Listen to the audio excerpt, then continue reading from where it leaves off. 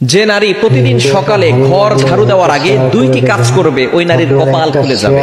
বর্তমানে আলহামদুলিল্লাহ নারীরা অনেকটা দিনের পথে চলে এসেছে, তারা এখন আলহামদুলিল্লাহ সঠিকভাবে চলার চেষ্টা করে, সঠিকভাবে চলার ট্রাই করে।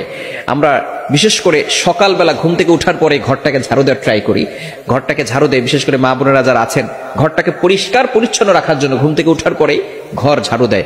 এই ঘর ঝাড়ু দেওয়ার আগে কিছু কাজ করতে হবে। দুইটি কাজ যদি নারীরা করতে পারে ওই নারীর কপাল খুলে যাবে। এক নাম্বার হচ্ছে ফজরের সালাত আদায় করা। ফজরের 2 রাকাত ফরজ নামাজ আছে না নাই? ফজরের নামাজ কয় রাকাত? মোট হচ্ছে 4 রাকাত, 2 রাকাত সুন্নাত, 2 রাকাত ফরজ। নবীজি সাল্লাল্লাহু আলাইহি সাল্লাম জানিয়ে দিয়েছেন, সহিহ মুসলিম শরীফের হাদিস, যে ব্যক্তি ফজরের 2 রাকাত ফজরের নামাজ আদায় করবে, আল্লাহ পাক রব্বুল আলামিন তাকে জিম্মায় নিয়ে নেবেন। ওই ব্যক্তিকে দুনিয়ার কোন শত্রু কোনো ক্ষতি করতে পারবে না।